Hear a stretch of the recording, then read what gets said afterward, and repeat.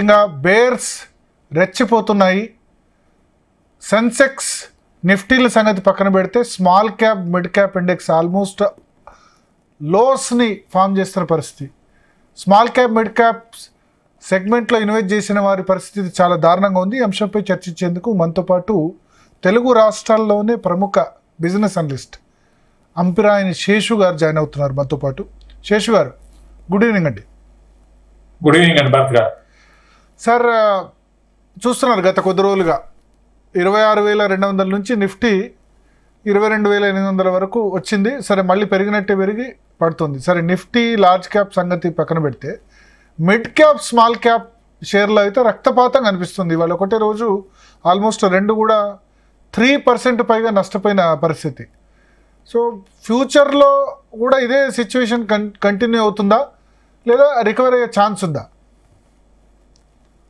ఒకటండి, రికవరీ అనేది ఇండెక్స్ పరంగా ఇప్పటికి కూడా మనం భారీగా పడినట్టు కాదండి. ఇప్పుడు 10%, 12% కరెక్షన్ అనేది స్టాక్ మార్కెట్ లో మామూలే, సాధారణమే.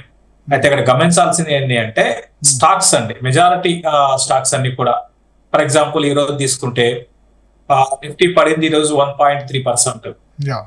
కానీ మెజారిటీ స్టాక్స్ అంటే 98% స్టాక్స్, 99% స్టాక్స్ అన్ని కూడా 4%, 3%, 10% ఈ విధంగా అదిగా కరెక్ట్ అయినాయి. మిడ్ అండ్ స్మాల్ క్యాప్ లో ఒక మేహం అనేది మనం చూస్తున్నాం. గత 4 నెలల నుంచి మన మార్కెట్స్ వీక్ గా ఉన్నాయి కంపారిటివ్ గ్లోబల్ మార్కెట్స్ తో కంపేర్ చేసుకుంటే. సో గత 4 నెలల డేటా కూడా గమనిస్తే మనకి FIS నుంచి బాగా విపరీతమైన సెల్లింగ్ చూస్తున్నాము. ఇంకొక మెయిన్ రీజన్ కూడా చెప్పాలి ఏంటంటే మిడ్ అండ్ స్మాల్ క్యాప్ భారీగా పడడానికి రీటైల్ పార్టిసిపేషన్ కూడా బాగా తగ్గింది. జనవరిలో కొత్త డిమాట్ అకౌంట్స్ మనం చూసుకుంటే చాలా తగ్గాయి అనమాట. అంటే కంపేర్ చేసుకుంటే లాస్ట్ ఒక 4 నెలల నుంచి ఎప్పుడైతే మార్కెట్లు పడడం స్టార్ట్ అయ్యి అప్పటి నుంచి కూడా డిమాట్ అకౌంట్ లక్షల్లోనే చేస్తున్నారు. కానీ దానికి ముందు ఉన్నంత గ్రోత్ అయితే మనకి కనపడలేదు. ఇవన్నీ కారణాలు మార్కెట్స్ పడడానికి. అయితే మీరు రికవరీ ఉంటుందా అని, డెఫినెట్ గా ఇప్పుడు కూడా పడుతున్నప్పుడు ఇంకా పడుతుంది అని ఆ స్ట్రీట్ లో ఉన్న అంటే స్ట్రీట్ టాక్స్ ఆ విధంగా ఉంటాయి ఆ మాటలు అన్నమాట. కానీ రికవరీ అనేది ఇండెక్స్ పరంగా భారీగా అయితే పడదండి నాకు తెలిసి. బట్ స్టాక్స్ మాత్రం ఇంకా అంటే నిఫ్టీ 50 ఇప్పుడు లార్జ్ క్యాప్స్ పడవు, but small and mid cap large cap లో భారీ కరెక్షన్ అయితే ఉండకపోవచ్చు అండి. అంటే ఇప్పుడు మనం 23,000 ఉన్నాము, గతంలో మనం చూసాం 22,800 అనేది చాలా స్ట్రాంగ్ సపోర్ట్ గా నిఫ్టీకి ఉంది. అది బ్రేక్ అయినా కూడా 22,000 క్లోజర్ గా 200 ఆ లెవెల్ వచ్చి నిఫ్టీ ఆగొచ్చు. 22,200 కు మించి పడకపోవచ్చు, అక్కడ స్ట్రాంగ్ రెసిస్టెన్స్ ఉంది, సపోర్ట్ ఉంది, స్ట్రాంగ్ సపోర్ట్ ఉంది. ఓకే, అక్కడ కొంచెం స్ట్రాంగ్ సపోర్ట్ ఉంటుంది. అంటే వాల్యుయేషన్స్ పరంగా ఇండెక్స్ ఎక్స్పెన్సివ్ కాదండి. మనకి ఇక్కడ mid and small cap abnormal గా భారీగా పెరిగిపోయినాయి. మరీ ముఖ్యంగా కోవిడ్ తర్వాత వచ్చిన IPOs ఏవైతే ఉన్నాయో అవి చాలా చాలా డేంజర్ అండి. వాటిలోనే చాలా మంది నష్టపోయారు. సో అవి ఇంకా ఇక్కడ నుంచి 50% పడడానికి అవకాశం ఉన్న స్టాక్స్ 90% స్టాక్స్ 50% పడతాయండి. ఇంకా 50% పడతాయండి. మిడ్ అండ్ స్మాల్ క్యాప్ లో ఎక్స్పెన్సివ్ స్టాక్స్ అన్ని కూడా పడిపోతాయండి, అందులో డౌట్ లేదు. అంటే రీసెంట్ గా వచ్చిన IPOs గురించి చెప్తున్నాను, మిడ్ అండ్ స్మాల్ క్యాప్ అని కాకుండా.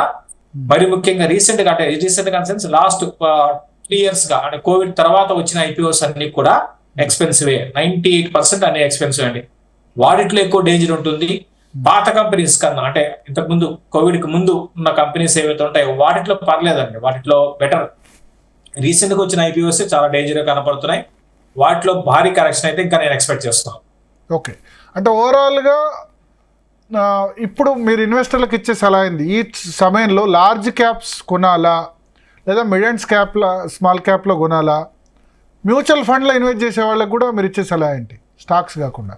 ఏదైనా కూడా అండి, లార్జ్ క్యాప్ అయినా సరే, అంటే ఇప్పుడున్న పరిస్థితులు అంటే ఇమ్మీడియట్ గా ఇన్స్టెంట్ గా అయితే అంటే గత 3-4 ఏళ్ళుగా మధ్యలో మార్కెట్లు పడుతున్నాయి.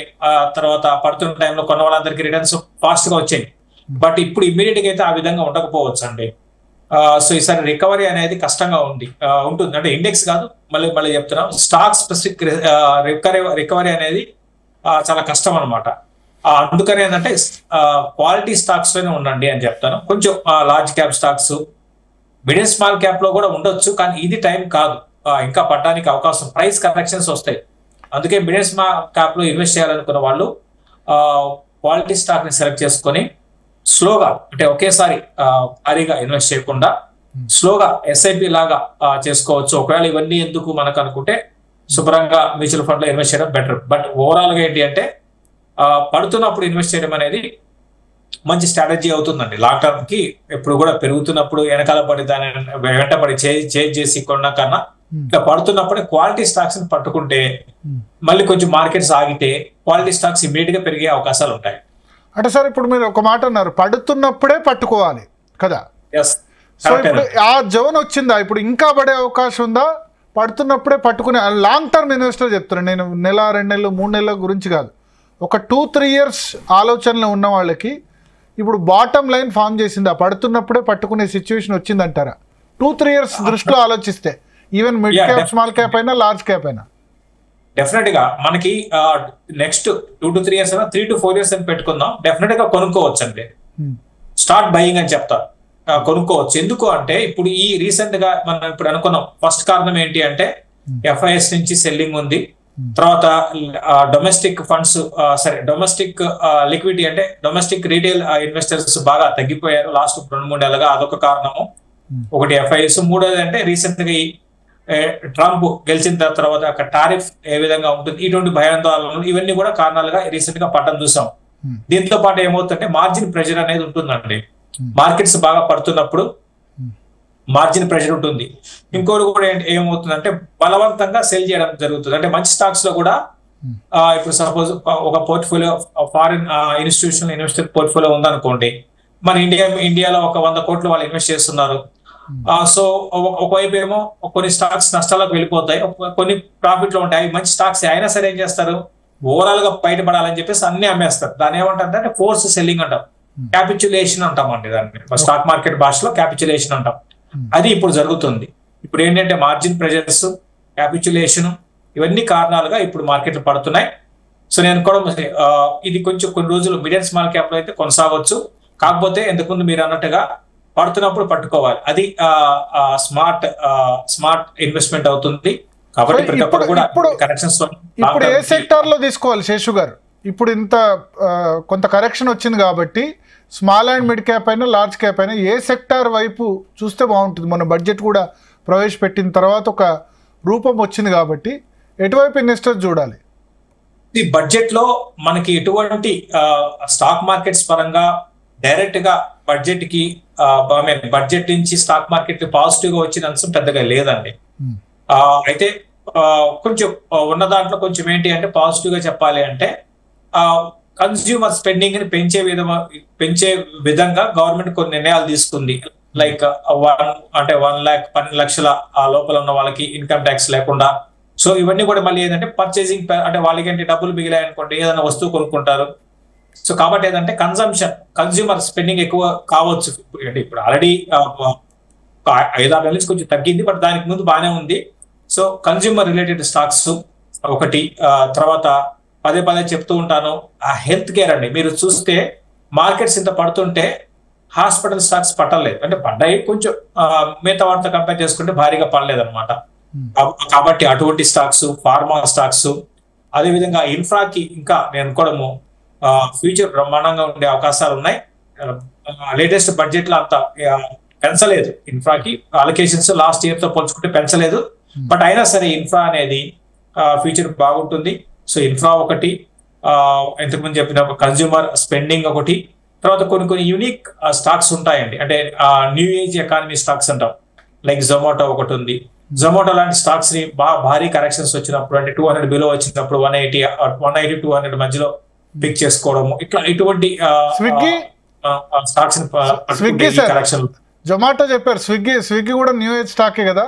అది చాలా రీసెంట్ గా చాలా కరెక్ట్ అయింది. ఐపీఓ ప్రైస్ కంటే కూడా ఇప్పుడు ఆల్మోస్ట్ ఇవాళ 330కి వచ్చినట్టుంది, 390 ఐపీఓ ప్రైస్ అయితే. అవునండి, అంటే స్విగ్గీలో కొంచెం ఏంటి అంటే అండి, అటు జొమాటోతో కంపేర్ చేసుకుంటే స్విగ్గీ అంతా వెనకబడిపోయిందని చెప్పొచ్చు అండి. అటు రెండిట్లోనూ, అటు ఫుడ్ డెలివరీలోనూ, అదే విధంగా మనకి గ్రాసరీ అంటే క్విక్ డెలివరీ ఉంది కదా, దాంట్లో కూడా కొంచెం వెనకబడింది. అది కూడా ఓకే కానీ బట్ నా నా ఓట్ వచ్చి జొమాటో అండి. ఎందుకంటే జొమాటో వాళ్ళు ఆల్రెడీ ప్రాఫిట్స్ లో ఉన్నారు కాబట్టి. ప్రాఫిట్స్ అని కాదు, ప్రాఫిట్ మనం కాదండి, ప్రాఫిట్ అని కాదు, అంటే ఆ బిజినెస్ వాళ్ళ అప్రోచ్, తర్వాత గ్రోత్, తర్వాత ఇవన్నీ కలుపుకుంటే మనకి అంటే ఓవరాల్ గా ఫుడ్ డెలివరీ 60% జొమాటో, 40% స్విగ్గీ అండి. దీంతో పాటు బ్లింకిట్ చూడండి, బ్లింకిట్ లో కూడా వీళ్ళే మన జొమాటో వాళ్ళే ముందుకు వెళ్ళారు. కాబట్టి ఏంటంటే జొమాటోకే బెటర్ అని నేను చెప్తాను.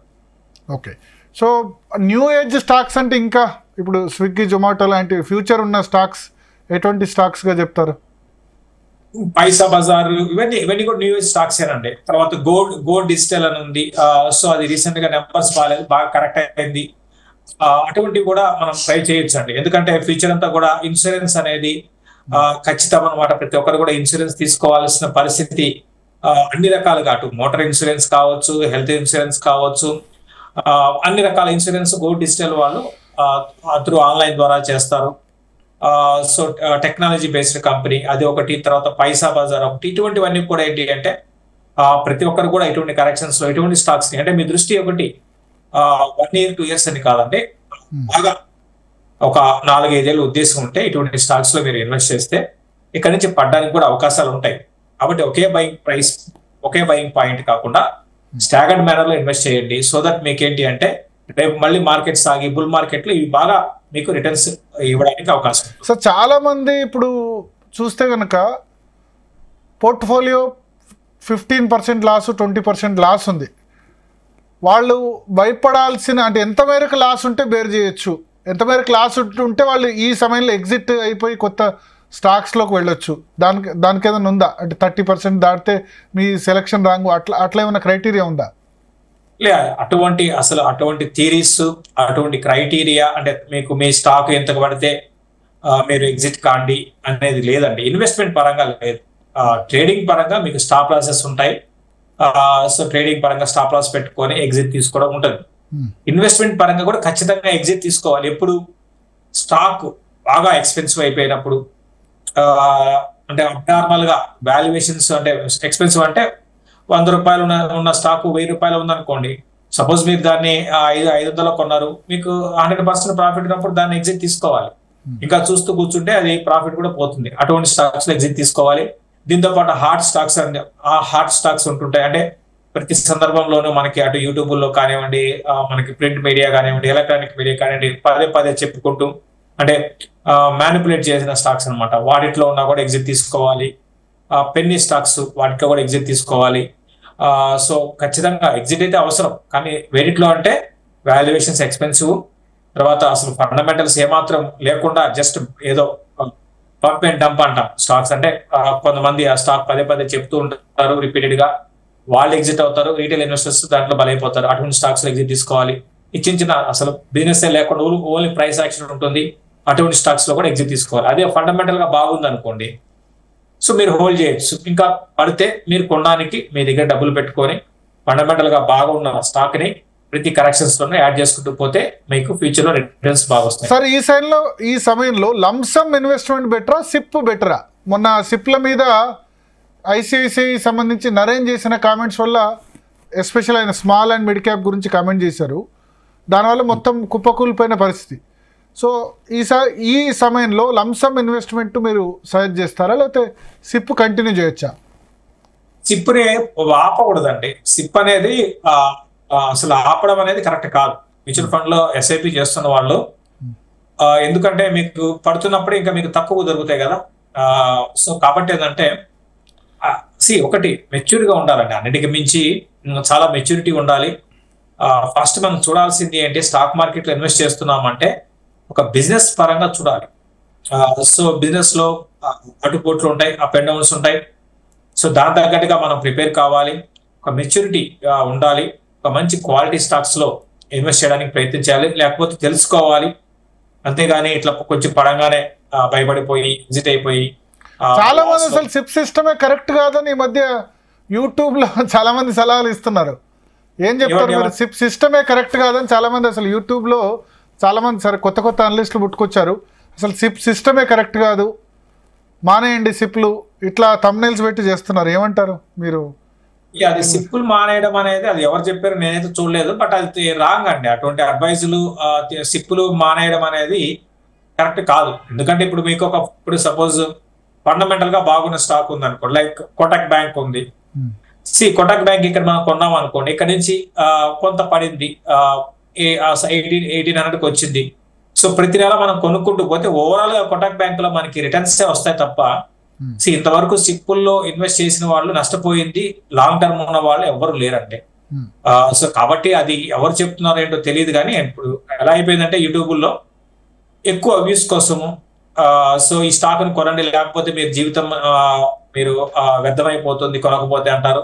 ఆ స్టాక్ ని హైలో హై అని చెప్పలేము, బట్ దాన్ని హైప్ చేసి దాన్ని పైకి తీసుకెళ్లి అంటే వాళ్ళకి అవగాహన ఉండదు స్టాక్ మార్కెట్ మీద అవగాహన. వాళ్ళందరూ యూట్యూబర్స్ అండి, వాళ్ళకి ఒక బిజినెస్ మీద కానివ్వండి, స్టాక్ మార్కెట్స్ మీద కానివ్వండి, వీటి మీద అవగాహన ఉండదు, మెచ్యూరిటీ కూడా ఉండదు. ఆ థంబ్నెయిల్స్ పెట్టేసేసి ఈ రీటైల్ ఇన్వెస్టర్స్ ని బాగా నష్టపరిచారు.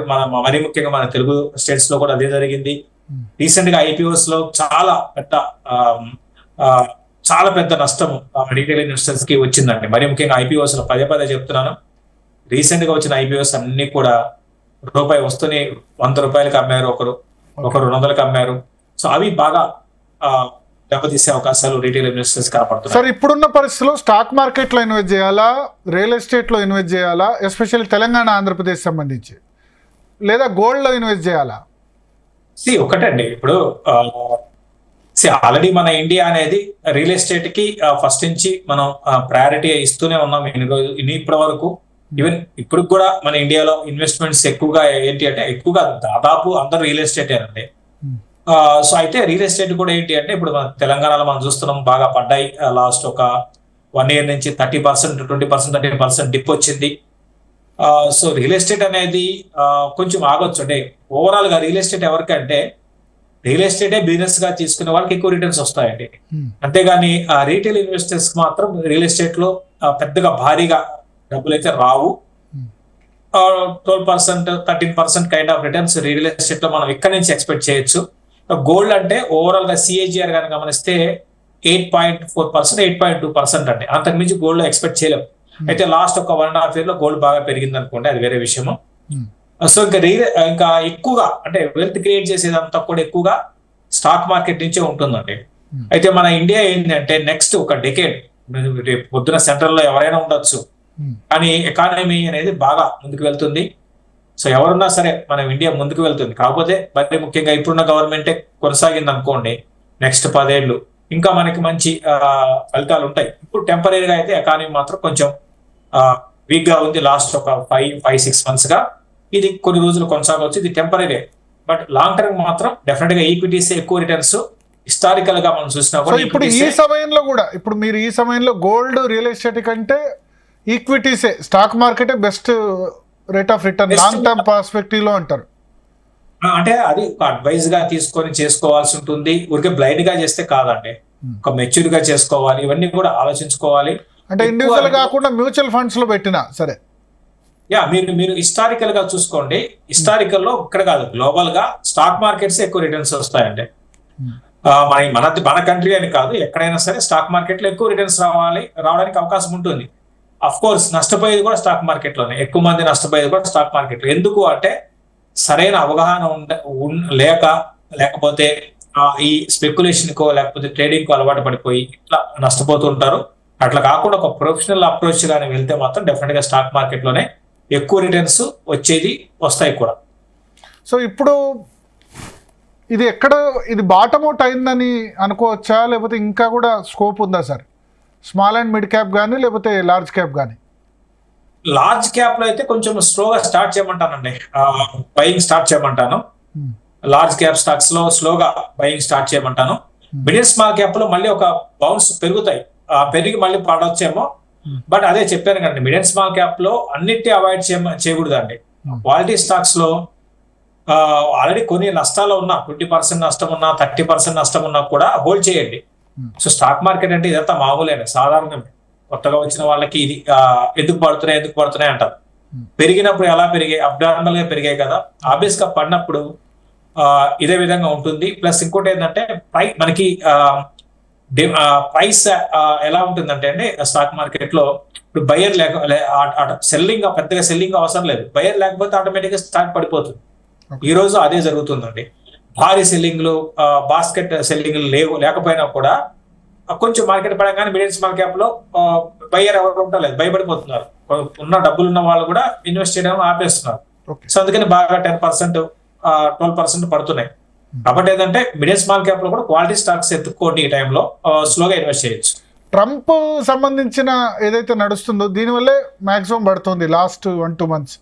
సో ఇది తాత్కాలిక పరిస్థితి అంటే టెంపరీ ఫినామినానా, లాంగ్ టర్మ్లో కూడా ఇది కంటిన్యూ అయ్యే అవకాశం ఉంది? ఆయన టారిఫ్స్ కానీ లేకపోతే డాలర్ ఇండెక్స్ కానీ బాండ్ డీల్స్ కానీ వీటన్నిటి వల్ల ఎఫ్ఐఎస్ వెళ్ళిపోతున్న పరిస్థితి కదా. అంటే ఒకటండి, చాలా మంది ఏంటంటే డాలర్ వీక్ అయింది అందుకు మార్కెట్లు పడుతున్నాయి అంటారు. డాలర్ వీక్ అయ్యి మార్కెట్లు పడడం కాదండి. ఇక్కడ ఏమైంది, సరే రూపీ వీక్ అయ్యి మార్కెట్లు పడుతున్నాయి అంటారు. ఇక్కడ ఏంటి అంటే ఎఫ్ఐస్ వాపస్ తీసుకెళ్తుంటే రోజుకి 3,000-4,000 కోట్లు వాపస్ తీసుకెళ్తే ఆటోమేటిక్ గా రూపీ వీక్ అవుతుంది కదా. అంతేగాని రూపీ వీక్ అవడం వల్ల మార్కెట్ పడలేదు. మీకు పాయింట్ లాజిక్ అర్థం చేసుకోండి. ఎఫ్ఐస్ ఇండియా నుంచి వెళ్ళిపోతుంటే రూపీ డిమాండ్ తగ్గిపోతుంది. ఆబ్వియస్ గా అందరూ అప్పుడు మన మీడియాలో ఏం చూస్తున్నామంటే రూపీ వీక్ అయిపోతుంది కదా మార్కెట్ పడుతున్నాయి అంటారు. అది కాదు కారణం. కారణం ఏంటి అంటే ఎఫ్ఐఎస్ ఇక్కడ నుంచి ప్రాఫిట్ బుక్ చేసుకుంటారు. అది ఫస్ట్ కారణం. ఇంకా మీరు ట్రంప్ గురించి చెప్పారు, బట్ టెంపరీగా మనకి ఈ భయాలు ఉండొచ్చు కానీ లాంగ్ టర్మ్ మాత్రం ట్రంప్ అంటే మనకి యుఎస్ కి మనకి రిలేషన్స్ బాగుండే అవకాశాలు ఉంటాయని నేను అనుకుంటున్నాను. రీజన్ పరంగా చెప్పాలి అంటే వేరే ఆప్షన్ లేదండి. ఎందుకంటే ఇప్పుడు చైనా అంటే అందరు దూరం పెట్టేశారు. కాబట్టి అమెరికా మనకి ఇండియా ఫస్ట్ నుంచి మంచి రిలేషన్స్ బాగున్నాయి. సో ఇప్పుడు వస్తున్న ఈ టారిఫ్ కానివ్వండి, ఇటువంటి ఈ వీసాకి సంబంధించి కొన్ని ఇష్యూస్ ఏవైతే ఉన్నాయో ఇవి టెంపరీ అనుకుంటాను.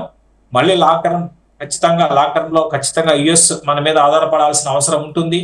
ఎందుకంటే ఇప్పుడు ఇక్కడ ఈ రోజు ఉన్న ఇక్కడ వాళ్ళ కంపెనీస్ ఏవైతే ఉన్నాయో అటు బీబీఓ కావచ్చు, తర్వాత కేబిఓ కావచ్చు, తర్వాత అదర్ టెక్నాలజీ బేస్డ్ కంపెనీస్ వాళ్ళకి ఇక్కడ చాలా కాస్ట్ తగ్గుతుంది. సో ఇదే పని యూఎస్ లో చేయాలంటే చాలా కాస్ట్ పెరిగిపోతుంది.